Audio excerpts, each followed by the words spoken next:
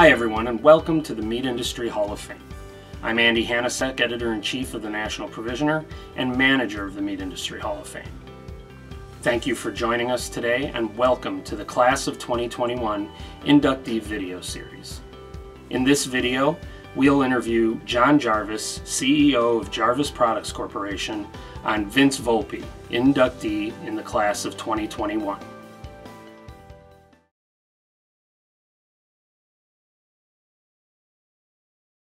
Thank you so much for remembering Vince and honoring him with such distinction. Of course, it's nice for you to come to us and ask us to say a few words about him, and we appreciate that. I'm sure he would be wildly enthusiastic to know that he is being inducted into the Hall of Fame. Something that he cared deeply about over the years was the industry and the nature of the industry.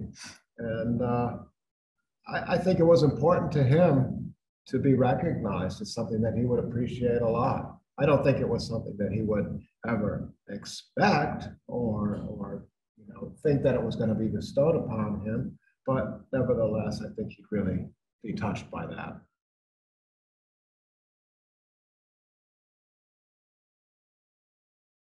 Yeah, that's a kind of an interesting story. Obviously, Vince was the face of Jarvis Products, and most people thought that he was my father.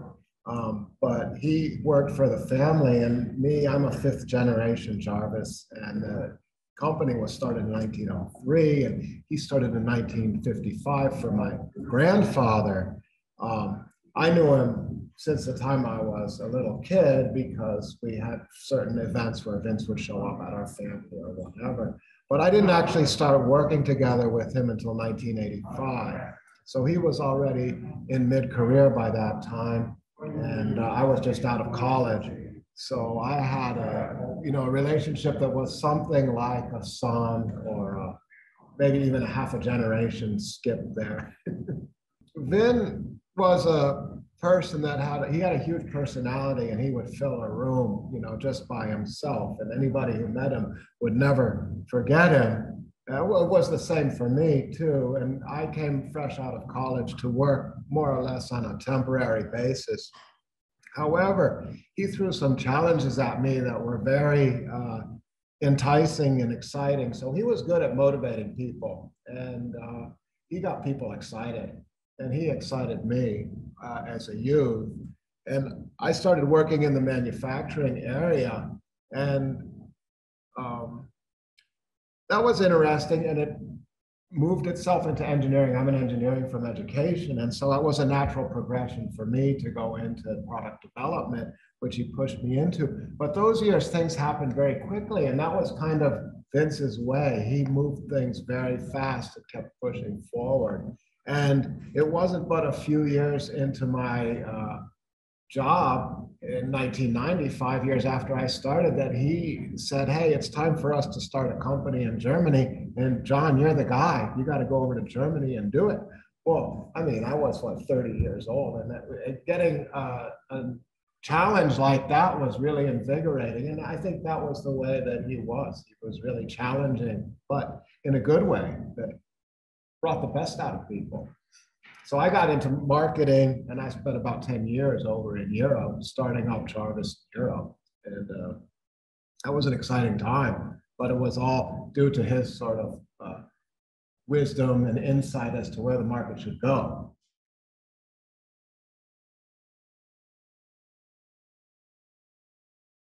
Our company was in the machine tool industry in Connecticut, and we were heavy into metalworking industry. It was only by chance that we had the dehyder product as a sort of sideline that had been thrown at us from one of our German partners and said, "Hey, can you market this in the United States?"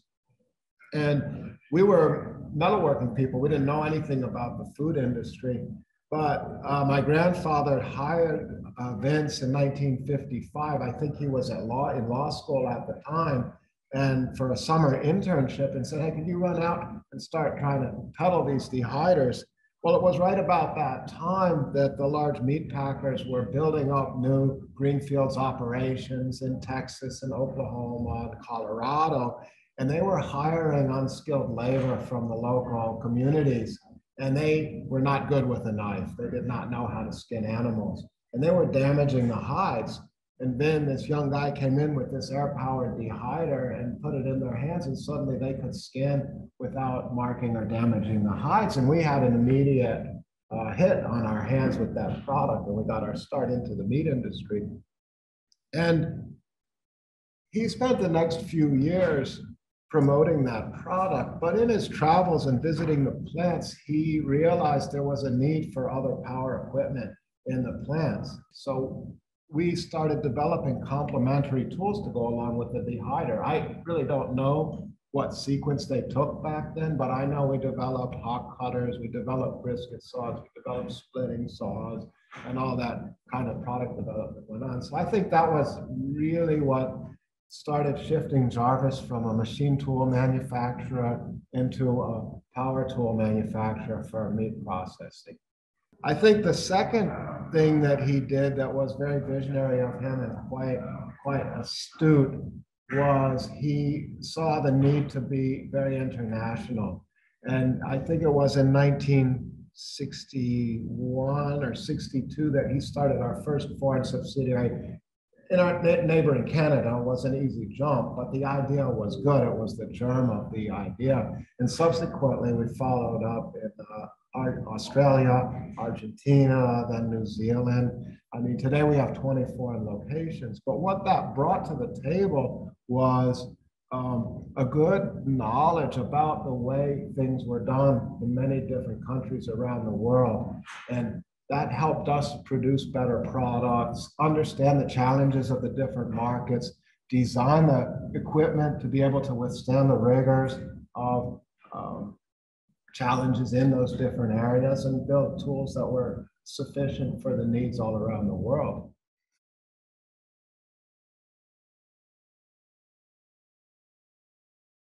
Well, we have sort of, I would say, two aspects of his legacy that are here. One of them, he built a foundation for a company that's in a very good strategic position, and he's allowed us now to leapfrog into developing robotics. There's a new world of automation. Much like I talked about the 50s, we have another transition going on today, and we're well positioned to work in that space. The other mark that he left, of course, is that we have a tremendous longevity in people here. So a lot of the people who work here were hired by him, built up by him. And so his legacy lives on through the family that he built and the company that he built. And we all remember him. I mean, you know, I grew up working for him and under his tutelage, and so many other people here did as well. So it's alive and well there at Jarvis. You know, he was a great guy, a really challenging guy, and fast-paced and energetic and demanding, you know, and that was pretty interesting. But underneath it all, he was also a really great person, a really nice guy.